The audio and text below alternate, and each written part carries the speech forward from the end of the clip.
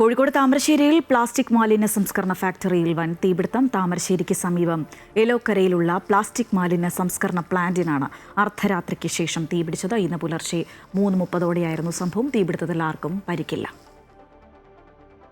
വിവരങ്ങളുമായി രാകേഷ് ചേരുകയാണ്. രാകേഷ്, തീ നിയന്ത്രണ വിധേയമായോ? എന്താണ് നൽകാൻ കഴിയുന്ന ഏറ്റവും പുതിയ വിവരങ്ങൾ? പുലർച്ചെ 3:30ഓടുകൂടെയായിരുന്നു ഇത്തരത്തിൽ തീപിടുത്തമുണ്ടായത്. തീപിടുത്തമുണ്ടായ ഉടനെ തന്നെ ന്യൂ ഇയർ ആഘോഷമൊക്കെ കഴിഞ്ഞു വരുന്ന ആളുകളുടെ ശ്രദ്ധയിൽ ഈ തീപിടുത്തം പെടുകയും അതനുസരിച്ച് അവർ ഫയർഫോഴ്സ് യൂണിറ്റിനെ വിവരം അറിയിക്കുകയുമായിരുന്നു. മുക്കം താമരശ്ശേരി ഭാഗത്തു നിന്നുള്ള ഫയർഫോഴ്സ് യൂണിറ്റുകളെത്തിയാണ് തീ നിയന്ത്രണ വിധേയമാക്കിയത്. ഏകദേശം വലിയ തരത്തിലുള്ള നാശനഷ്ടങ്ങൾ ഹെഡ് ഓഫീസ് ഉൾപ്പെടെയുള്ളവ കത്തിപ്പോയിട്ടുണ്ട്. അതേസമയം തന്നെ 75ലധികം വരുന്ന ജീവനക്കാരുണ്ടെങ്കിലും ആരും തന്നെ അവിടെ ഉണ്ടായിരുന്നില്ല എന്നുള്ളത് കൊണ്ടാണ് വലിയ തരത്തിലുള്ള അപകടം ഒഴിവായത്. ഏതായാലും പുലർച്ചെ 6:30 മണിയോടുകൂടി ഈ തീപിടുത്തം നിയന്ത്രണ വിധേയമാക്കാനും കഴിഞ്ഞിട്ടുണ്ട്.